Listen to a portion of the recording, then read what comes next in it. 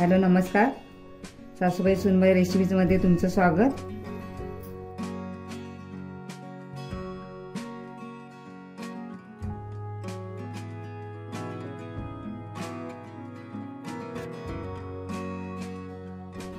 आज मी तुम्हाला ह्या सुक्का बांगडा म्हणजे वाळलेल्या बांगड्यापासून हिरवी चटणी हिरव्या मिरचीची चटणी कशी करायची ते मी तुम्हाला दाखवणार आहे।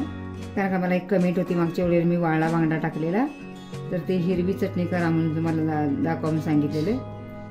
मागच्या व्हिडिओमध्ये सुक्या बांगड्याची लाल चटणी करून टाकलेली मी, आता मी तुम्हाला हिरवी चटणी करून दाखवणार आहे। तर त्यासाठी हा सुका बांगडा घेतलेला, तर हा बांगडा स्वच्छ धुवून घ्यायचा आहे। मी आता इथून असं कट करणार आहे हा बांगडा। हे बांगड्याचं डोकं आहे, हे बाजूला करून घ्यायचं आपल्याला, हे असं। आता ही घाण आहे बांगड्यामध्ये, हे आता सर्व टाकून द्यायचं आहे।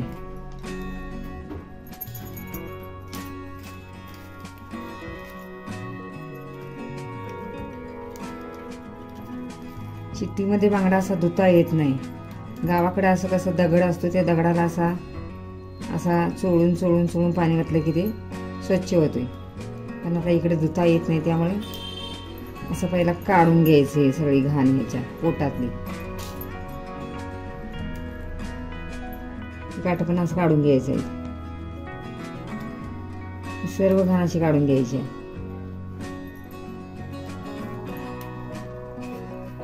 आता याची वरची साल काढून घ्यायची आहे। दिवाळी झाली की बांगड्याचं सीझन चालू होतो, वल्ल बांगडं वाळलं बांगडं।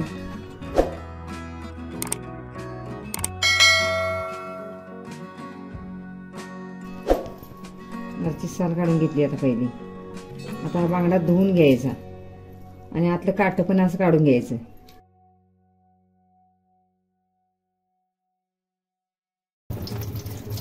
आता हा बांगडा असा स्वच्छ धुवून याची घाण काढून घ्यायची आहे।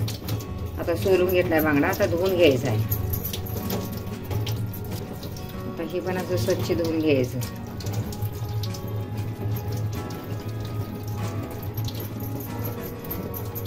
आता राहिलेले साली थोडं सुरीच्या साहाय्याने असं काढायचं आहे।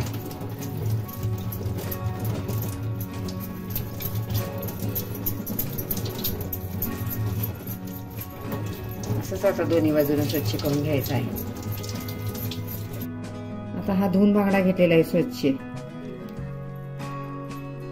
आता असं दोन्ही भाग करून घ्यायचे सेपरेट,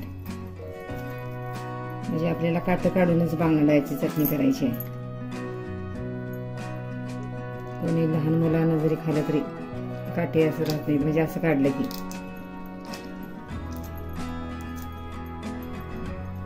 हा मधला काटा असा फेकून द्यायचा आता काढून। हा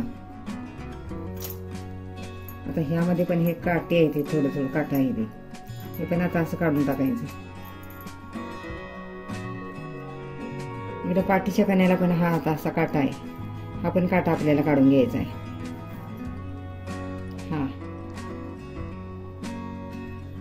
ह्या बाजूला पण इकडे एक काटा असतो, हा पोटाच्या बाजूला, हा पण काटा काढून घ्यायचा आहे।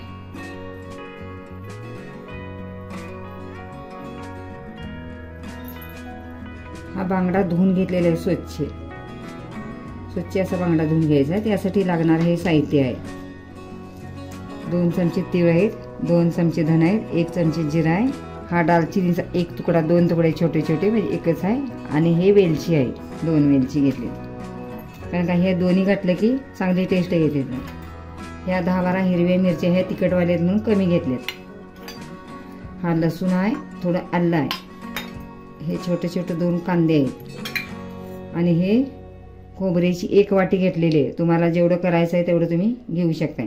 आणि हा भरपूर सारखा कोथिंबीर घेतलाय, भरपूर सारा कोथिंबीर घेतलाय। तुम्हाला पाहिजे तेवढा कोथिंबीर तुम्ही कमी जास्त करू शकताय। आता गॅसवर कढई ठेवलेली आहे, गॅस पण चालू केलेला आहे। आता त्यामध्ये 1 चमचा तेल टाकायचं आहे, हे दालचिनी घातलेलं आहे। आता वेलची पण घालायची, त्यामध्ये धन पण घालायचं, धन पण घातले, त्यामध्ये जिरं पण घालायचं। एक सेकंदाची उब लावायची, आता त्यामध्ये तीळ पण घालायचं.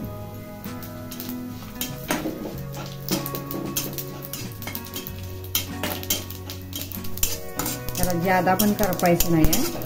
आता हे भाजलेलेच आता मी काढून घेणार आहे.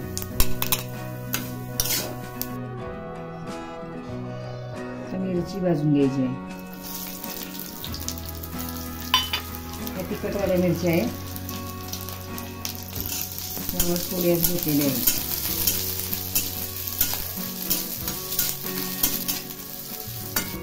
त्यामध्ये खोबरं पण टाकायचं आहे. ओलं खोबरं घेतलेलं आहे.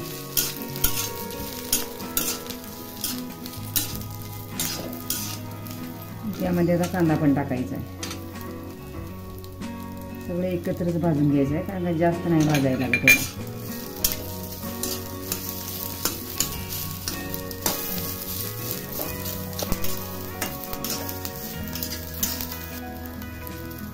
आपण भाजत आलेलं आहे सगळं. कांदा, मिरची, खोबरं, त्यामध्ये आलं लसूण पण टाकलेलं आहे. आणि 2 मिनिटं परतून घ्यायचं आणि गॅस आता बंद करायचा आहे. आता भाजलेलंच आहे, जास्त नाही भाजायचं. आता भाजलेलंच आहे. आता मी गॅस बंद करणार आहे आणि आता मिक्सरला बारीक करून घ्यायचं आहे. बारीक म्हणजे पेस्ट करायची, फाईन पेस्ट करायची.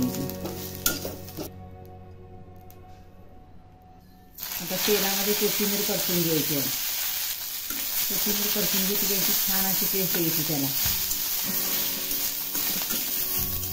अशी देठाचा कडे घ्यायची, अशी देठ कोथिंबीरीची.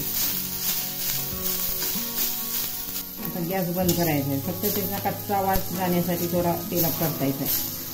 आता गॅस बंदच केलेला. आता हे पण मिक्सरला बारीक वाटून घ्यायचे. आता मिक्सरला सर्व मसाला वाटून घेतलेला आहे. आता तुमच्या क्वांटिटी प्रमाणे तेल घालायचं, तुम्हाला किती पाहिजे तेवढं. त्यामध्ये कांदा टाकायचा आहे बारीक चिरलेला.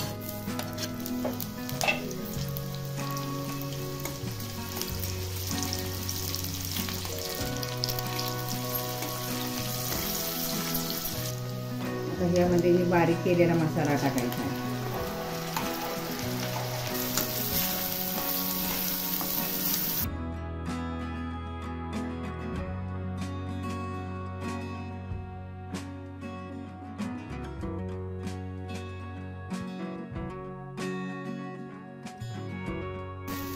आता हा मसाला तेल सुटेपर्यंत भाजून घ्यायचा आहे, परतून घ्यायचा आहे.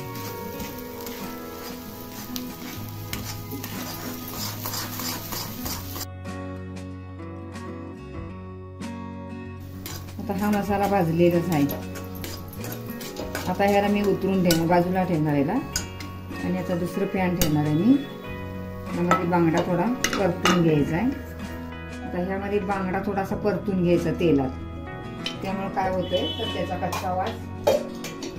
कच्चा वास कमी होतोय. तुम्ही जर ह्यामध्ये डायरेक्ट जर टाकला तर त्याला वास येतो कच्चा. त्यामुळे थोडा बांगडा हा परतून घ्यायचा तेलात. त्याचा कच्चा वास कमी झाला की खायला अजून छान लागते. हा बांगडा तेलात परतून घ्यायचा.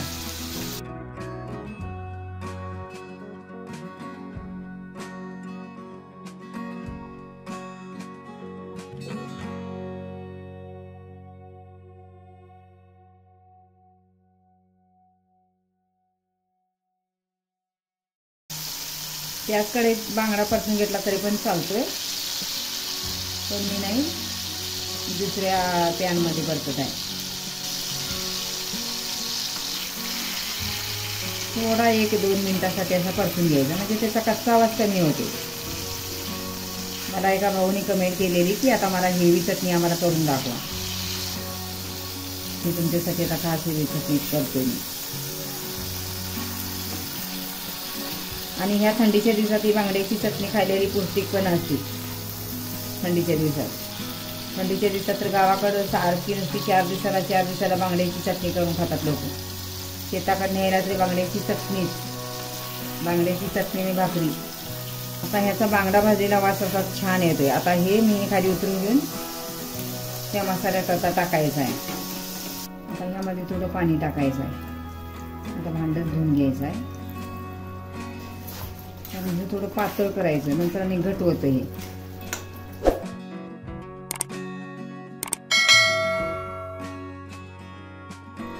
तुम्हाला जेवढं पाहिजे तेवढं पातळ, म्हणजे अशी पातळ जर केली ना छान लागते. अशी जेवढी पातळ करशील तेवढी छान लागते आणि जास्त माणसाची तर पुरती पण. आता ह्यामध्ये मीठ घालायचं नाही आहे. तुम्ही हा बांगडा घालायचा, कारण हा बांगड्याला मीठ असते ज्याला.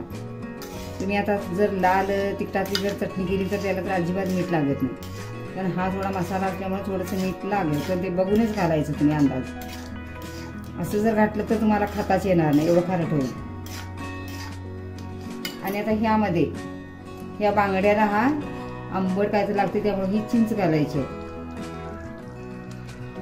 आंबट हे लागतच बांगड्याची ह्याला. आता ह्याला उकळी आलेली आहे. आता त्यामध्ये आता बांगडा टाकायचा आहे. आता हा तळलेला बांगडा ह्यामध्ये आता टाकायचा आहे. आता हा बांगडा असा राहतच नाही, आता हा बांगडा आता कुस्करून जातो. आता हा मिक्स करून घ्यायचा आहे बांगडा आणि त्याला आता झाकण लावून एक उकळी काढायची आहे. आणि मिठाचा अंदाज बघूनच मीठ टाकायचं आहे. थोडंच लागणार आहे मीठ, मी अर्धा चमचा टाकलेला आहे. आणि आता ह्यावर झाकण ठेवायचं आहे.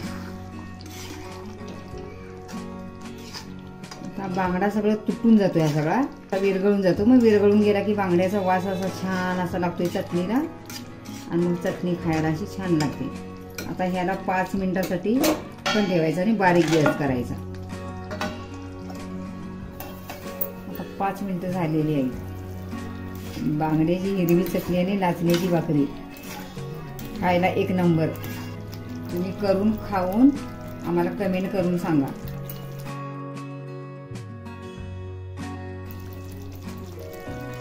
आता खाण्यासाठी तयार आहे. कशी छान अशी झालेली बघा.